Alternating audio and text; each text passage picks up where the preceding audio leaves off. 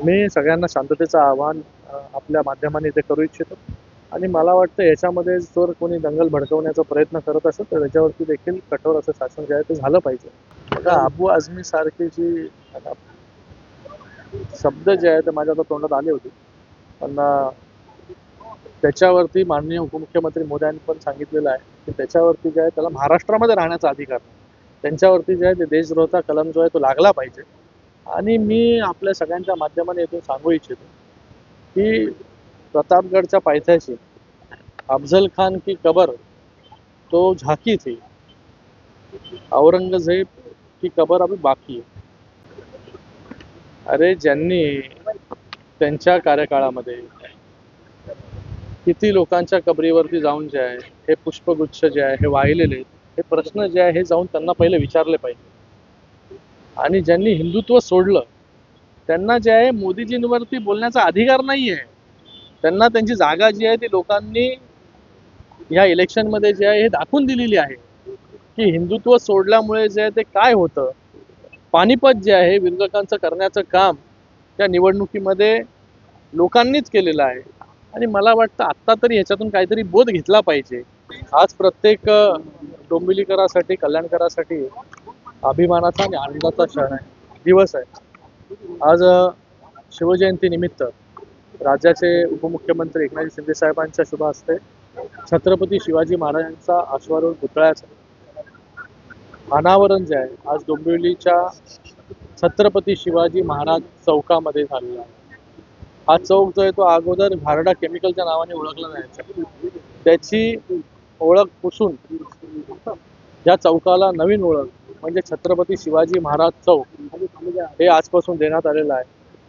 डोंबिवलीच्या प्रवेशद्वारावरती हा पुतळा आज उभा राहिलेला आहे आणि छत्रपती शिवाजी महाराजांचा हा फक्त पुतळा नाही, हा प्रत्येकाला आणि प्रत्येक युवा पिढीला प्रेरणा देणारा एक स्मारक म्हणून जे आहे याच्या पुढे आपण सगळे लोक बघणार आहोत. मला वाटतं आजच्या दिवशी हा छत्रपती शिवाजी महाराजांचा अश्वारूढ पुतळा इथे उभा राहतो माझ्यासाठी देखील खूप आनंदाचा दिवस आहे, समाधानाचा दिवस आहे की कित्येक वर्षापासून लोकांची मागणी होती की डोंबिवलीचं जे प्रवेशद्वार आहे तिथे छत्रपती शिवाजी महाराजांचा अश्वारूढ पुतळा उभा राहायला पाहिजे. ती आज मागणी पूर्ण झालेली आहे. मी यासाठी या महाराष्ट्र राज्याचे मुख्यमंत्री आणि त्याचबरोबर उपमुख्यमंत्री दोघांचेही खूप खूप धन्यवाद व्यक्त करतो की आज हे गेल्या 2.5 वर्षापासून ज्या प्रकारे महाराष्ट्रामध्ये कारभार सुरू आहे,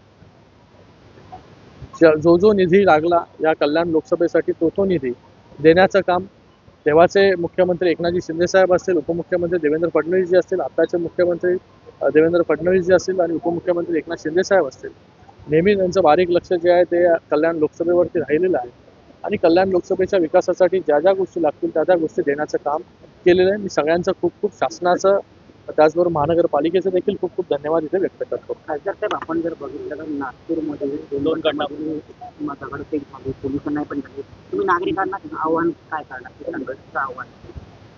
मी सगळ्यांना शांततेचं आवाहन आपल्या माध्यमाने इथे करू इच्छितो आणि मला वाटतं याच्यामध्ये जर कोणी दंगल भडकवण्याचा प्रयत्न करत असेल तर त्याच्यावरती देखील कठोर असं शासन जे आहे ते झालं पाहिजे.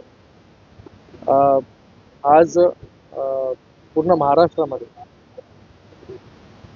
2.5 वर्षामध्ये एकही दंगल नाही. चांगल्या प्रकारे जे आहे हे शासन काम करतंय, लोकांपर्यंत हे शासन जात आहे, वेगवेगळ्या योजना घेऊन हे शासन जात आहे. मला वाटतं काही लोकांना जे आहे ते भगवत नसेल तर त्यांना देखील मी आवाहन करतो की या महाराष्ट्रामध्ये जे आहे ती शांती जी आहे ती अशीच नांदू द्या. कुठेही जे आहे गालबोट लागेल असं जे आहे वक्तव्य देखील करू. एबीपी माझा, उघडा डोळे बघा नीट.